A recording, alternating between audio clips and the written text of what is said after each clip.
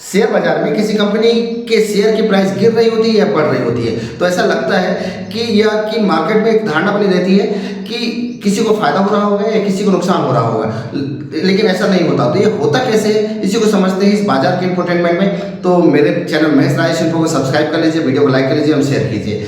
सामान्य तौर पर ऐसा होता है कि शेयर की प्राइस गिर रही है। मान लीजिए किसी की शेयर की प्राइस है 50 रुपये और वो हो गई 40 रुपये, तो ऐसा लग रहा है कि किसी को 10 रुपये का फायदा हो गया, लेकिन ऐसा नहीं होता है। एक्चुअली क्या है, किसी भी कंपनी या शेयर की जो प्राइस होती है वो हवा में रहती है, उसके वैल्यूएशन के आधार पर रहती है। जनरली ऐसा होता है कि हमको या किसी को भी ऐसा लगता है कि कोई कंपनी एक रिसर्च कर रही है, या अभी जैसे इलेक्ट्रिक व्हीकल्स हैं तो इसके आने वाले दिनों में इनकी प्राइस बहुत डिमांड आ रही है इलेक्ट्रिक व्हीकल्स की, या कि फिर कहें कि कोई कंपनी ऐसा है कि कोई ऐसी मेडिसिन का रिसर्च कर ली है जिसकी आने वाले दिनों में भविष्य में उसकी बहुत डिमांड है। तो एक सेंटिमेंट में बाजार काम करता है, उस सेंटिमेंट के आधार पर उसकी शेयर की प्राइस बढ़ने लगती है, डिमांड आने लगती है। इसमें उस कंपनियों को कोई घाटा या फायदा नहीं हो रहा होता है, क्योंकि उस कंपनियों ने पहले ही आईपीओ में जो पैसा ले लिया है उसको उतना ही मिलता है। और जो शेयर रहते हैं जो मार्केट में ट्रेड कर रहे होते हैं, वो एक शेयर बाजार एक मंडी होती है, तो मंडी में ट्रेड हो रहा होता है, कोई खरीद रहा होता है, कोई बेच रहा होता है। लेकिन जब शेयर के प्राइस बढ़ने लगते हैं तो सेंटिमेंट में काम होता है कि लगता है कि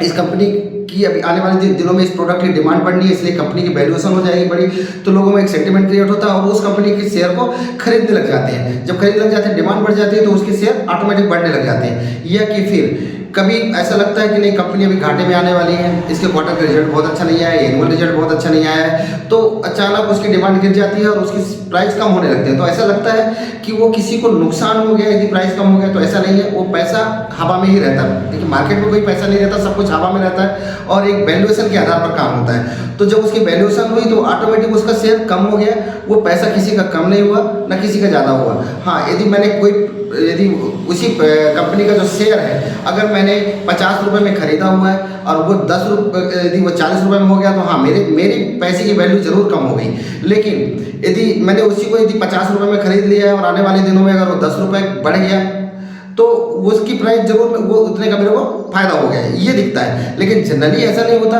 हाँ, कि हमारा बहुत मार्केट की वैल्यू गिर गई या शेयर मार्केट गिर गया तो किसी को बहुत ज़्यादा फायदा हो रहा है, किसी को नुकसान हो रहा है, ये धारणा ऐसी नहीं होती है। मार्केट हमेशा सेंटिमेंट में काम करता है। जहाँ पे सेंसेक्स है वो 30 कंपनियों के वैल्यूएशन के आधार पर अपना देता है, वैल्यू दिखाता है, और जो निफ्टी होता है वो टॉप की 50 कंपनी जो उसमें लिस्टेड होती है उसके आधार पर निफ्टी 50 बढ़ता है या कि कम होता है। कई बार ऐसा देखने में आता है कि सेंसेक्स बहुत नीचे आ रहा है, लेकिन बहुत सारी मिडिल कैप की कंपनी बहुत अच्छा प्रदर्शन कर रही होती है, उससे उन जो टॉप की 30 कंपनी है और टॉप की 50 कंपनी है उससे उनको कोई फर्क नहीं पड़ रहा होता है। तो यही होता है। हाँ, शेयर की प्राइस यदि कम होती है या ज़्यादा होती है उससे भी कंपनी के वैल्यूएशन में कोई फर्क नहीं पड़ता। लेकिन हाँ, एक चीज़ जरूर होती है कि अगर कंपनी के शेयर की प्राइस यदि कम हो रही होती है तो कई कंपनी अपने शेयर की कोई बैंक में जो गिरवी रख रही होती है, तो वहाँ पे बैंक के क्रिएट करने लगता है कि हाँ आपकी वैल्यू कम हो रही है तो आप और शेयर ला के दो, वहाँ पे उनको जरूर नुकसान हो रहा होता है। लेकिन यदि कोई किसी कंपनी का शेयर का प्राइस कम हो रहा है या बढ़ रहा है तो अंदर के उनके वैल्यूएशन में कोई फर्क नहीं पड़ रहा होता है उसमें।